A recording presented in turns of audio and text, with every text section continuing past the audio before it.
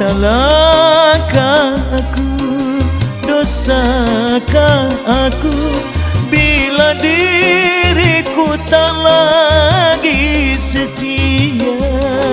Semua ku lakukan untuk pelarian, agar engkau sadar, istriku sayang.